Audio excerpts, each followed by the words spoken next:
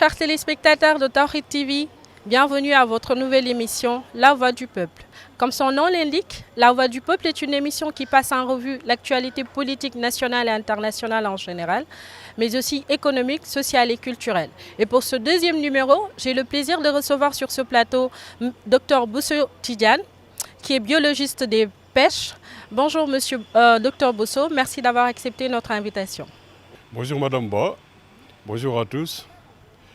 Je suis biologiste des pêches, ancien directeur de l'océanographie des pêches maritimes pour la pêche continentale. J'étais chercheur, j'ai travaillé pendant une vingtaine d'années au centre de recherche océanographique Dakar-Thiaroye.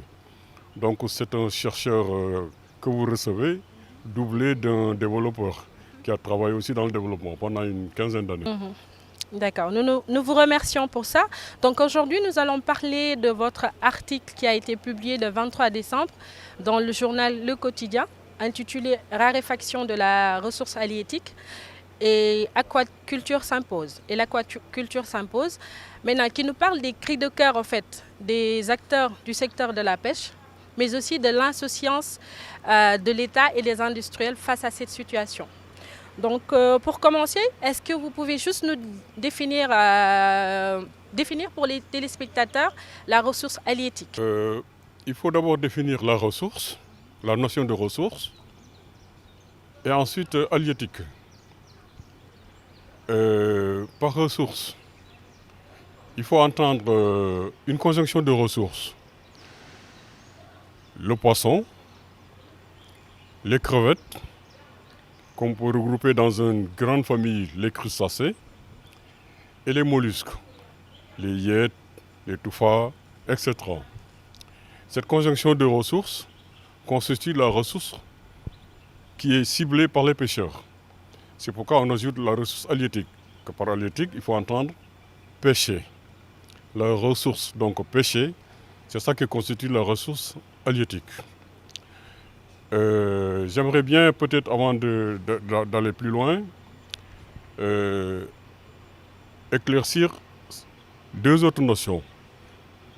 Il s'agit de ressources halieutiques qui est pêchée, mais la ressource halieutique qui est disponible, mais pêchable, c'est de ça qu'on parle dans l'article en parlant de potentiel halieutique.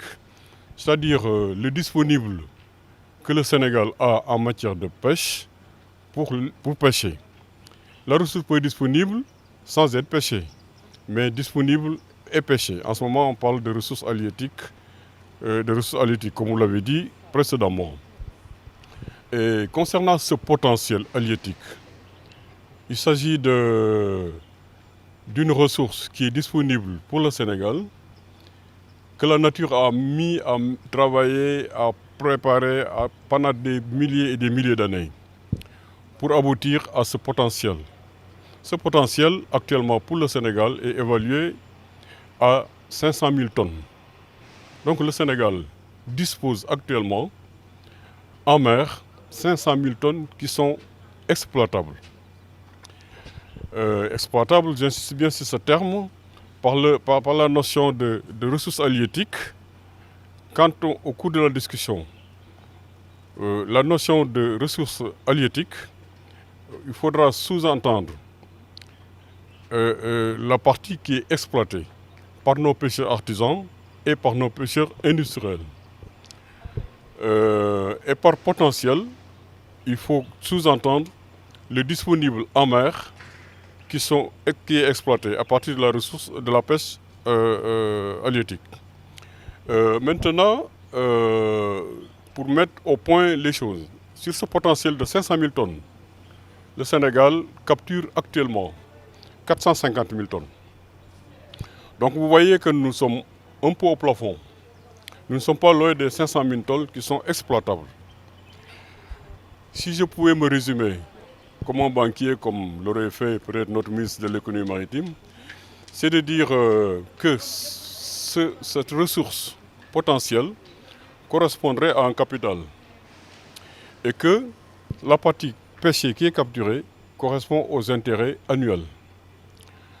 Donc si vous pêchez, vous récoltez l'intérêt produit par le capital, vous restez à cet intérêt, vous êtes vous pêchez, vous exploitez vos ressources de manière rationnelle et équilibrée. Partir au-delà, c'est entamer le capital et on risque d'avoir des problèmes. Actuellement donc, on est à la limite 450 000 tonnes sur 500 000 tonnes exploitables. Donc ressources halieutiques, c'est la ressource pêchée. Le potentiel halieutique, c'est la ressource pêchable. Pêchable.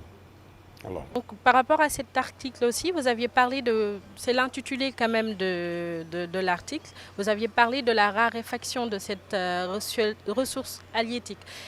Pourquoi on parle de raréfaction en fait? Pourquoi on parle de raréfaction? D'abord, qui parle de raréfaction? Qui parle de raréfaction? Il faut peut-être se poser la question de savoir qui parle de raréfaction. Une fois qu'on aura compris qui parle de raréfaction, on peut savoir pourquoi, le pourquoi. Quand on voit de près, on écoute un peu dans le paysage de l'environnement de la pêche, ceux qui parlent de raréfaction, d'abord c'est les pêcheurs artisans. Pourquoi parlent-ils de raréfaction? Parce qu'ils ne voient plus le poisson. Ils déploient un effort terrible pour aller en mer, et quand tu reviens en mer, ses rendements sont faibles. Le pêcheur ne raisonne qu'en termes de rendement, ce qu'il capture dans sa pirogue, mais ne raisonne pas en termes de globalité. Ce sont les autres qui vont le faire. Je viendrai sur ça. C'est pourquoi le pêcheur parle de rareté de la ressource, plus que les autres. Ceux qui parlent aussi de rareté de la ressource, c'est le panier de la ménagère. La bonne dame qui va au marché, qui avait facilement le poisson, mais qu'il avait maintenant, il a trop cher. Et c'est des petits poissons, des Allemands qu'elle achète au marché pour couvrir son tchéboudjen. Ce sont ces deux-là, dans la filière, qui occupent dans la filière la chaîne très faible, qui déjà crie au scandale. Pourquoi les autres ne parlent pas? Les autres, c'est quoi? C'est les industriels, c'est les exportateurs, c'est l'État du Sénégal. Les exportateurs et les industriels, les exportateurs, les industriels de la pêche, ciblent une ressource qui n'est pas ciblée par la pêche artisanale. Donc, vont pêcher des ressources différentes. Ils ont un marché différent, l'extérieur, qui est plus valorisant pour le produit. Donc, ils font des rentrées de devises beaucoup plus faciles que les autres. Et l'État du Sénégal ne dit rien. L'État du Sénégal se tait aussi. Parce que si vous entendez le ministre de la Pêche parler, il va dire, bon, il va se glorifier. La pêche, le premier secteur exportateur du Sénégal, la pêche contribue au niveau du PIB à hauteur de 3%. Donc la pêche se porte bien. Parce qu'il raisonne lui globalement. Ce qu'il tire de la pêche et les ressources qui vont au trésor public. C'est pourquoi l'État se tait. Même en se disant, attention, il y a des effets boomerang qui me reviennent souvent. Il y a des enfants qui étaient dans la pêche, qui prennent la mer par les bateaux qui partent. Parce qu'il y a quelque chose qui ne va pas au niveau de la pêche. Mais là, on ferme les yeux, on essaie de régler le problème en aval, mais on n'essaie pas de régler le problème en amont. Donc, ce sont ces deux-là qui, en fait, ne parlent pas beaucoup ou se taisent. Et les deux autres se plaignent beaucoup parce qu'ils ressentent vraiment cette rareté de la ressource. D'accord. Maintenant, est-ce qu'on pourrait savoir qu'est-ce qui est à l'origine en fait de cette rareté de la ressource? Qu'est-ce qui est à l'origine de cette rareté de la ressource? Les causes de cette Les causes. Les causes de cette rareté. Les causes de cette rareté, c'est rien d'autre que la surexploitation. La surexploitation. Je vous ai dit tantôt, considérez ce capital de ressources halieutiques comme un capital biologique. Et que si vous l'exploitez au-delà de ses possibilités, vous avez des difficultés. Et au-delà de ces possibilités, pourquoi on a exploité cette ressource au-delà de ses possibilités? Le Sénégal, en 1960, pêchait 80 000 tonnes sur ce même potentiel de 500 000 tonnes pour une population de 3 millions d'habitants. Le Sénégal, en 2020, sur ce même potentiel de 500 000 tonnes, pêche 450 000 tonnes pour une population de 17 millions.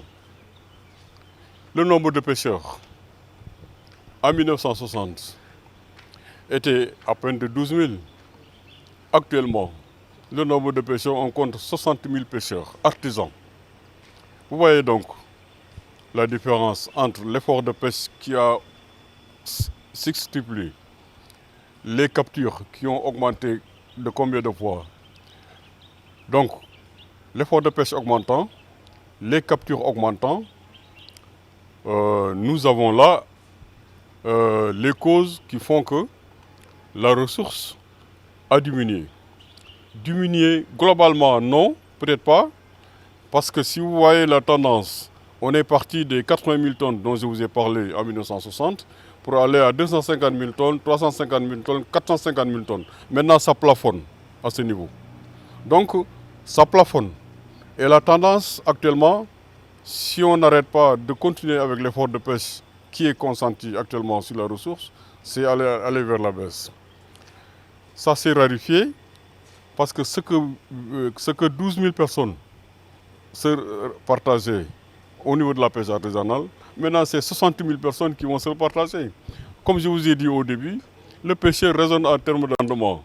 Donc sa caisse qui était remplie, actuellement quand tu reviens à la charge, c'est à moitié ou le tiers. Tout à fait. Donc là, vu que vous avez parlé des causes de tout de suite là, maintenant, est-ce que vous pouvez me dire quelles sont les conséquences en fait sur l'économie par rapport à les conséquences? Les conséquences, il faut les voir à plusieurs niveaux. Au niveau de l'économie générale halieutique. L'économie halieutique en général qui va en pâtir. Et puis au niveau de la filière, tout dépend où se situe l'acteur économique. D'abord, il y a des perdants et des gagnants dans l'affaire. Ceux qui perdent, c'est les producteurs, la pêche artisanale, comme je vous ai dit tout de suite. Ils ont le rendement qui baisse et le produit qu'ils vendent est peu valorisé parce que c'est le marché intérieur au Sénégal. La ménagère, dont je vous ai dit, qui est arrivée à payer avec un rien son petit tchouf, mais n'arrive plus, je ne parle même plus de tchouf, même le yaboy, mais n'a payé ça trop cher et quel yaboy il va coûtait 50 francs, mais maintenant c'est 250 voire 300 même, un seul yaboy, pour avoir un yaboy. Voilà. Alors, c'est ça le... Donc ce sont ces deux-là déjà, sur le maillon qui vont en pâtir. L'industriel tire son épingle du jeu, hein, comme je l'avais dit au départ. Parce qu'ils ont un marché très valorisant à l'extérieur, donc font des entrées de devises facilement. L'État du Sénégal n'a rien à dire. Tant que les recettes d'exportation viennent et remplissent les caisses du trésor, pas de problème pour l'instant. Voilà donc en gros les perdants, les conséquences socio-économiques qui vont donc pousser les jeunes pêcheurs à s'embarquer dans les pirogues et à partir dans des conditions déplorables que nous savons. Et ça, il y avait des effets annonciateurs. Il y a quelques années, au Sénégal, on parlait de bateaux ramasseurs. Il y a des bateaux qui venaient ici au Sénégal, prenaient pirogues et pêcheurs, les embarquaient et allaient pêcher à l'étranger, au Gabon ou dans les pays africains du centre.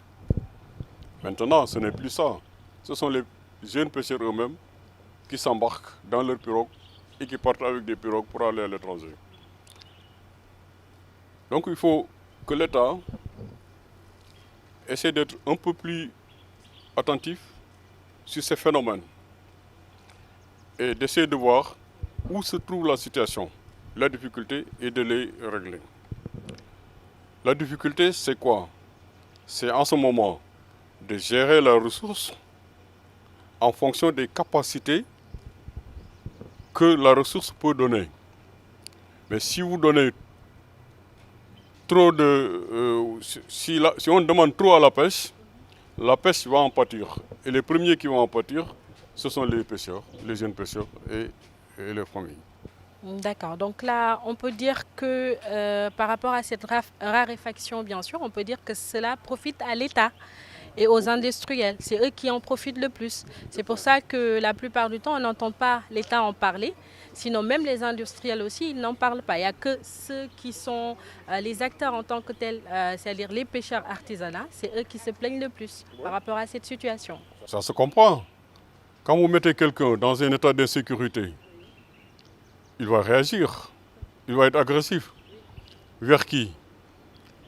La cible qu'il accepte lui ou que son groupe accepte. Et ces pêcheurs artisanaux, qui les gênent dans l'affaire? C'est les industriels qui partagent les ressources avec eux, qui sont plus compétitifs. C'est pourquoi entre eux et les pêcheurs industriels, c'est toujours chien et chat, ils se battent tout le temps. Ah, c'est les industriels qui nous gênent, qui viennent prendre nos ressources. Hein? On signe les accords de pêche des fois pour eux, etc. etc. C'est ça qui amène les conflits de pêche très souvent entre pêcheurs industriels et pêcheurs artisanaux. D'accord. Maintenant, on va parler aussi de la demande qui est supérieure à l'offre. La demande qui est supérieure à l'offre. Maintenant, pourquoi le Sénégal n'arrive pas à s'autosuffire en fait, en ressources halieutiques pour nourrir sa population et garder le cap des exploitations? Autosuffisance en matière de pêche, nous l'avions auparavant. Dans les années 60, quand nous avions nos 500 000 tonnes avec nos 12 000 pêcheurs artisans et nos 3 millions de population, nous étions autosuffisants. Il a fallu attendre les années 2000 pour entendre les gens parler d'autosuffisance en matière de pêche. Donc il y a un manque à gagner.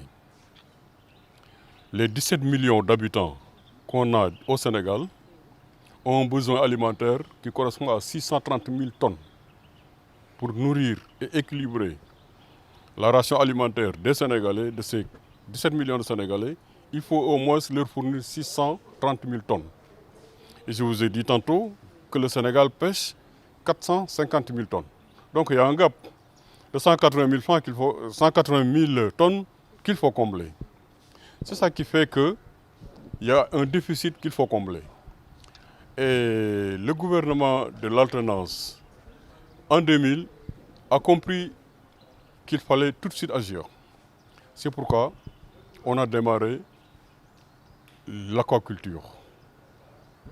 L'aquaculture et la pêche continentale pour assurer le relais de cette production-là et compléter le déficit. C'est ainsi que j'ai été le premier directeur de la pêche continentale et de l'aquaculture nommé. Mais pour deux choses.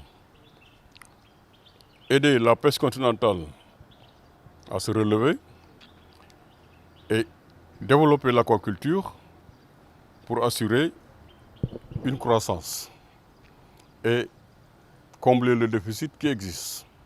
Parce qu'il s'agissait pour l'aquaculture de créer de la ressource. Jusqu'à présent, l'État du Sénégal, dans le cadre de l'aménagement des pêches, faisait deux choses. Mener des actions pour conserver l'existant et en d'autres, permettre son renouvellement en utilisant deux techniques, trois même. On a pris trois méthodes. D'abord, on a essayé d'installer des récifs artificiels un peu en mer pour remplacer les niches ou bien les habitats qui ont été détruits. On a créé des AMP, les aires marines protégées, dans le même sens, pour permettre aux poissons de se regrouper dans des zones, des habitats bien abrités. Et la troisième décision majeure qu'on a prise, c'est le repos biologique. Permettre aux poissons en état de maturité de se reproduire pour permettre le renouvellement des stocks. Mais ces trois éléments ne permettent pas de créer de la ressource pour compléter les 180 000 tonnes dont je vous ai parlé tout de suite. Pour faire ça, il faut faire de l'aquaculture. C'est-à-dire vous trouvez un milieu vierge où il n'y a rien, ou un milieu qui a été appauvri, vous mettez des géniteurs, des poissons qui se reproduisent, vous les nourrissez pour l'accroissement de la production. Donc, est-ce que, vu que vous aviez parlé d'aquaculture, vous avez parlé d'aquaculture, donc est-ce que vous pouvez nous définir un peu qu'est-ce que ça signifie au fait? L'aquaculture, en deux termes étymologiquement parlant, l'aqua c'est l'eau et la culture. Donc toute culture de faune, poissons, marins, mollusques ou crustacés, ou d'algues, de plantes, dans de l'eau, ça signifie aquaculture, culture de ces éléments-là dans de l'eau. Maintenant, l'aquaculture telle que nous l'avons conçue, telle que pour développer le Sénégal ici, il ne s'agit pas de tout faire tout de suite. On s'est focalisé sur 3 activités, et 2 d'ailleurs principalement. Sur la pisciculture, c'est-à-dire l'élevage des poissons, sur la crevetticulture, c'est-à-dire l'élevage des crevettes, et sur l'élevage des huîtres, c'est l'ostréiculture. Mais la pisciculture et l'ostréiculture étant considérés comme éléments de base dès le départ pour démarrer l'activité. Voilà donc ces éléments qui constituent l'aquaculture dans son ensemble. Maintenant, cette aquaculture peut être faite en mer, en milieu continental, comme dans les bassins et lacs artificiels du Sénégal. Maintenant, on va revenir à l'impasse que vit la pêche continentale. Qu'est-ce que vous pouvez nous dire par rapport à ça, l'impasse? L'impasse. Oui, j'ai parlé d'impasse dans l'article. Je crois qu'on peut même parler de point de non-retour. La pêche continentale au fleuve Sénégal se trouve actuellement dans une impasse et même un point de non-retour. Parce que, à la limite d'une surexploitation. Au départ, quand on définissait le potentiel halieutique, je vous disais qu'il y a un potentiel qui peut être comparé à un capital à la banque et que les intérêts constituent les captures au fleuve Sénégal. On a pris tous les intérêts et le capital est presque parti à 80%. Et comment c'est parti? Il y a eu la conjonction de 3 phénomènes. D'abord, pendant les années de sécheresse, on a enregistré au Sénégal 3 décennies de sécheresse qui ont fait que tous les biotopes, c'est-à-dire les endroits où les poissons pouvaient grandir, se multiplier, ou bien les zones de fraîcheur pour se reproduire, ces éléments-là sont taris parce qu'il n'y avait pas d'eau. Du coup, beaucoup d'espèces ont disparu, ont vu leur taille ou leur nombre diminuer. S'y ajouter immédiatement après les aménagements hydro-agricoles.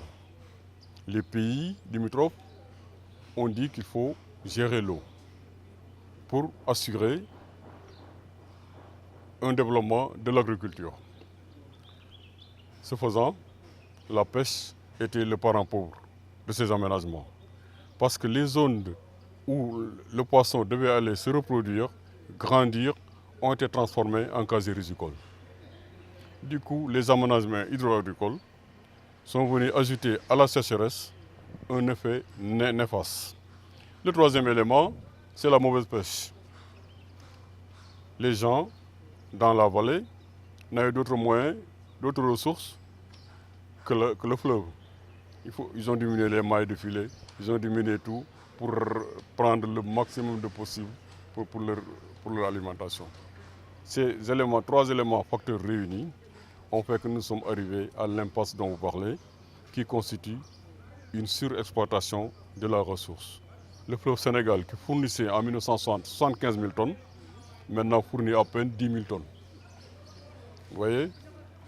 Et ce qu'on craint, c'est que ce qui est arrivé au fleuve Sénégal arrive en mer. Parce qu'on est au plafond, je vous ai dit 450 000 tonnes, et on continue à accroître l'effort. On risque d'arriver à ce point. Et c'est extrêmement dangereux. Quand je vous parle d'impasse, quand un stock arrive à ce niveau de surexploitation, il n'est plus possible de revenir pour refaire les équilibres passés. Nulle part dans le monde, on a vu un stock surexploité qu'on a réussi à reconstituer et les équilibres en place. C'est pourquoi j'ai dit attention, ce qui est arrivé à la pêche continentale peut arriver à la pêche maritime. Les signaux sont là. Vous aviez parlé de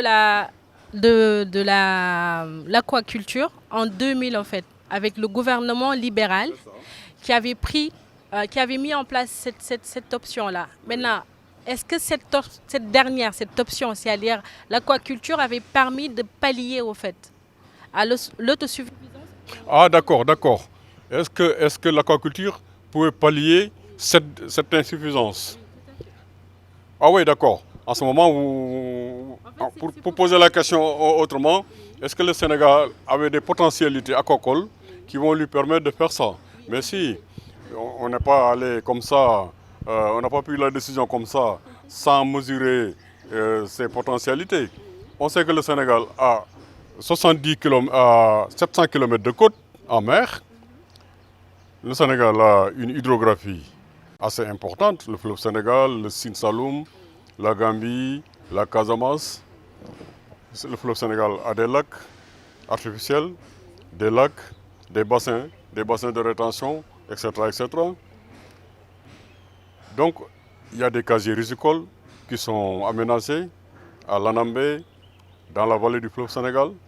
Donc, le Sénégal a aussi un potentiel de 400 000 hectares irrigables.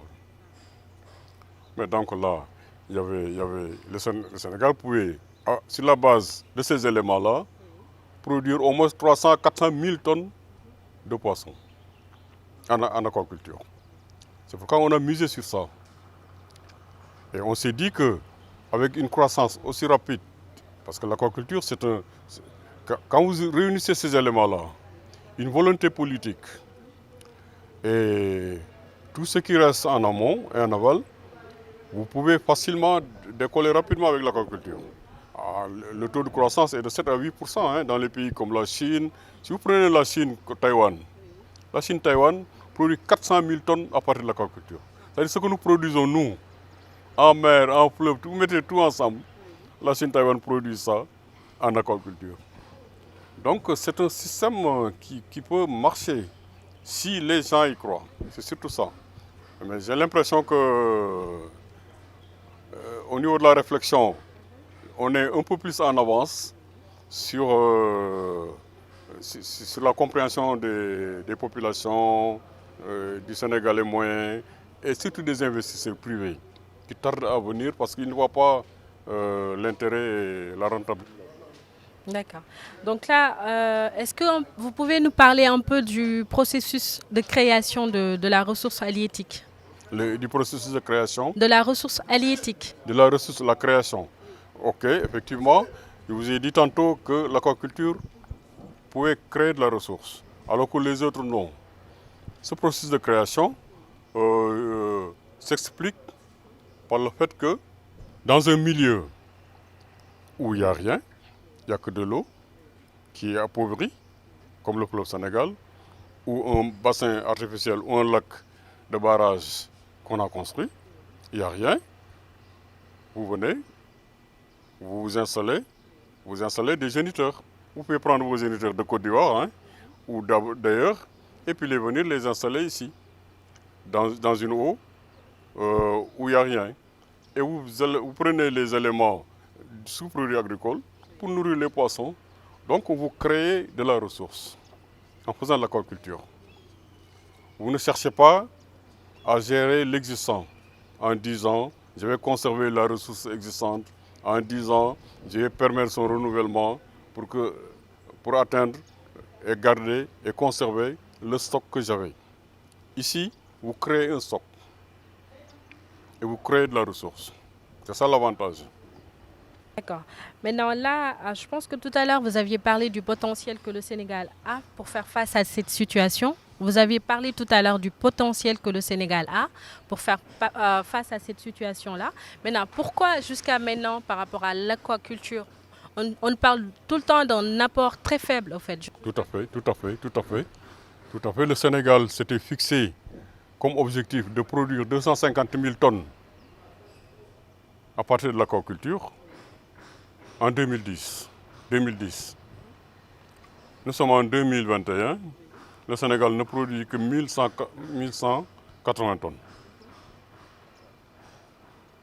1180 tonnes. Vous vous rendez compte de ce décalage-là? Plus de 20 ans après, on traîne un peu les pieds quand même. Hein? Et ce retard, ça ne peut s'expliquer que de deux faits. L'État traîne les pieds.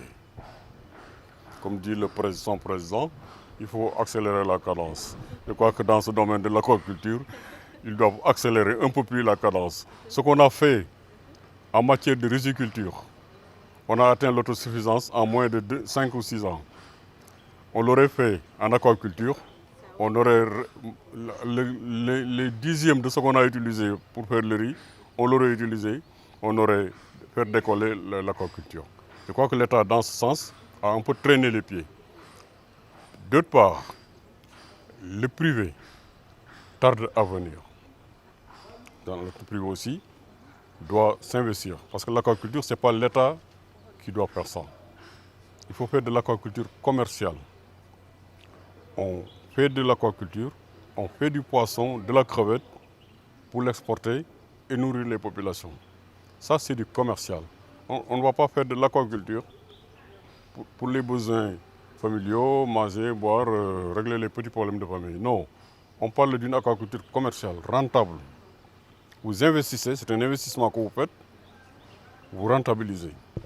Et c'est possible de le faire, parce qu'ailleurs on le fait. Donc là, est-ce que là, par exemple, par rapport à tout ce que vous venez de dire là, est-ce qu'on peut dire que les autorités compétentes ne sont pas à la hauteur de leurs objectifs qui sont assignés en fait? Si on prend par exemple le ministère de la Pêche. Ils ne sont pas tous mauvais, il y en a qui sont bons, il y en a qui bon, je vous donne un exemple. Hein. Il y a quelques années ici au Sénégal, on a parlé d'un gros projet de privé, hein, de 3 milliards de francs pour la creveticulture à Ndangan Sambou. Je ne sais pas si vous vous rappelez. On se retrouve après avec des gens qui sont venus avec 1,5 tonne de drogue cocaïne. Hein. Donc là, qu'est-ce qu'on peut dire? Il y a de la compétence là. Ce projet-là, on l'aurait bien regardé. On aurait compris que ces gens-là ne sont pas venus pour ça. Surtout, qu'est-ce qu'ils nous proposaient? Développer la crevette locale et faire 4 tonnes à l'hectare. Ça ne tenait pas. C'était pas vrai ça. C'est pas vrai. Donc il y a un problème d'incompétence quelque part, hein, quelquefois. Hein. Ça, il faut oser le dire. Mais il y a des réussites aussi quelque part. Hein. Il y a des réussites aussi quelque part. Hein. Mais c'est faible quand même. L'activité reste à faire. Il y a beaucoup de choses à faire qu'on aurait dû faire, mais ça traîne. Hein. D'accord. Donc selon vous, vu qu'on constate cette raréfaction de la ressource halieutique, donc la seule option qu'on a, c'est l'aquaculture en fait. Et de le développer le maximum possible en fait pour permettre. Je ne vois pas d'autre solution. Vous êtes en manque au Sénégal pour combler votre nourriture, pour continuer à faire vos exportations. Oui. Mais il n'y a que 3 solutions. Soit on va pêcher à côté, chez les Mauritaniens, chez les Gambiens ou chez les autres, mais les autres ne nous ouvrent plus le bord, c'est pas facile. C'est pas facile. Hein? Sinon, vous pouvez faire autre chose, c'est d'importer du poisson, comme font les grandes puissances, les États-Unis, la France et autres. Le Sénégal ne peut pas se payer ce luxe d'acheter en devise du poisson à l'extérieur. Ce que nous pouvons faire, c'est développer notre aquaculture à partir de nos propres ressources. C'est pourquoi j'ai dit, c'est la seule option. Hein. Moi, je ne vois pas d'autre qui que peut nous d'accroître permettre de garder la de production. nourrir sa population, en plus de ça, de garder le cap pour les exploitations en fait. Mais voilà. D'accord. Maintenant, qu'est-ce que vous pensez de la situation entre la Mauritanie et le Sénégal? On a très souvent des conflits entre les pêcheurs. Est-ce que vous pouvez nous donner juste une petite idée par rapport à ça? Ah, ça, c'est un problème récurrent. Chaque année, c'est des petits Donc, problèmes. ça ne date pas Chaque d'aujourd'hui. président qui vient à sa politique, quelquefois c'est facile. Quelquefois, on nous met les bâtons dans les roues. Quelquefois aussi, ça vient du comportement de nos pêcheurs, guindariens, qui vont là-bas, qui ne se comportent pas bien. Ils ne suivent pas toujours les règles de pêche au niveau de la Mauritanie. Mais ça, c'est un problème. Mais apparemment, actuellement, ça me paraît un peu... ça s'est un peu apaisé. Ça a l'air de marcher ces temps-ci. Bon, mais il ne faut pas compter sur ça. Moi, je pense qu'il faut que nous comptons sur nous-mêmes. Sur nous-mêmes. Comment compter sur nous-mêmes? En rationalisant l'exploitation de nos ressources. Il faut limiter l'effort de pêche pour que ce qui est pêchable soit pêché par le nombre minimum de personnes qu'il faut. L'accès à la ressource ne peut pas être ouvert à tout le monde. Ce n'est pas possible. Il faut limiter ça. Que le nombre de personnes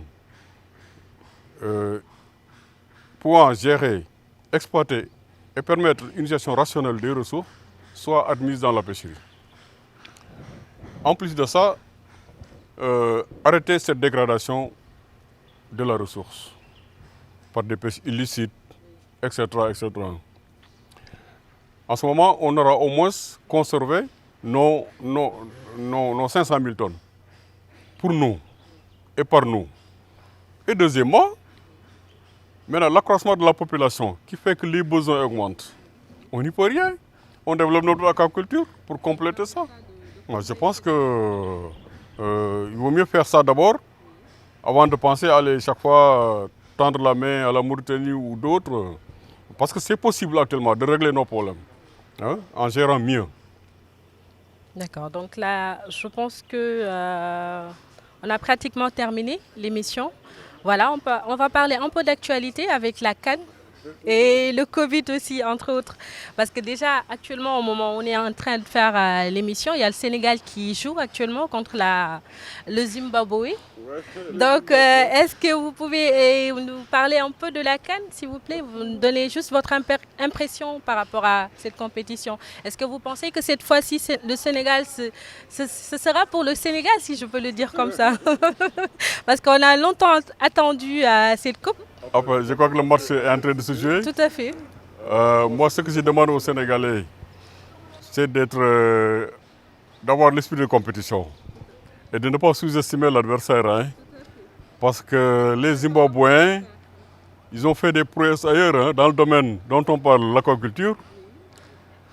Ils ont développé dans un lac artificiel sur le fleuve Zambèze un projet d'aquaculture qui produit 3000 tonnes de tilapia par an. 3000 tonnes. 3000 tonnes, c'est 3 fois la production nationale d'aquaculture. Et ça, ils l'ont fait entre 2000 et maintenant. Donc c'est des gens qui peuvent se réveiller et faire des prouesses extraordinaires, en tout cas dans le domaine qui me concerne moi. Moi, je les respecte beaucoup dans ce domaine de l'aquaculture. Donc, et se battre. Je pense que je ne suis pas pour, comme disent beaucoup, le Zimbabwe à notre portée ou telle équipe à notre portée. Toutes les équipes sont des équipes. Et je souhaite bonne chance à nos Lions. Bonne chance à nos Lions. Je leur souhaite que cette fois-ci soit la bonne pour que le Sénégal soit enfin sacré de cette 33e édition de la Coupe d'Afrique. Donc, entre-temps, j'aimerais juste aussi avoir votre idée par rapport à la situation actuelle concernant le Covid, parce qu'on constate actuellement qu'il y a la 4e vague pour le virus omicron. Donc, le Covid, il faut faire attention. Le virus est revenu au galop sous une autre forme. Il est très fort. La contamination est rapide. Et quelquefois, ça fait des dégâts. Il y a des mortalités. Donc, moi, le seul conseil que je peux donner à nos amis sénégalais, c'est de respecter les consignes des médecins, les règles de bonne conduite pour éviter la contamination. Mais c'est un combat de longue haleine. Hein. Je pense que c'est pas pour maintenant. Hein. Parce qu'un virus qui mute tout le temps, qui revient sous une forme ou sous une autre forme, ça, il faut qu'on se dise une chose. Hein. Il faut qu'on se dise, c'est un combat. Tout à fait, c'est un combat et que la population devrait aussi aller se faire vacciner surtout pour prévenir en fait. Parce que le vaccin, comme disait Wolof, il faut faire le vaccin. Tout à fait. Au moins, si vous prenez le vaccin, vous avez la chance, si la maladie vous arrive, au moins que ça soit atténué. Oui, tout à fait, que ça ne soit pas trop compliqué. Et que la virulence soit moins forte. En tout cas, merci d'avoir accepté notre invitation. Votre mot de la fin, avant de terminer? Le mot de la fin, c'est un espoir, c'est un mot d'espoir. D'espoir de voir un jour le Sénégal être un pays aquacole. Développer cette aquaculture pour pérenniser la ressource. Et pérenniser aussi notre Tchéboudienne, qui constitue actuellement un patrimoine mondial. Tout à fait, un patrimoine mondial de l'UNESCO. Tout récemment, immatériel et culturel au niveau de l'UNESCO.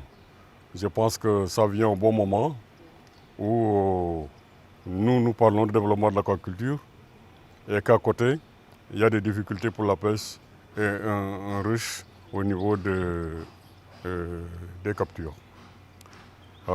C'est ce mot d'espoir que je voudrais terminer en vous remerciant et en remerciant toute l'équipe qui est avec vous. D'accord. Donc, amis téléspectateurs, nous sommes au terme de votre émission. Donc, retrouvez-nous dans votre prochain numéro La Voix du Peuple sur Tawhid TV, la chaîne de l'espoir. À bientôt. Au revoir.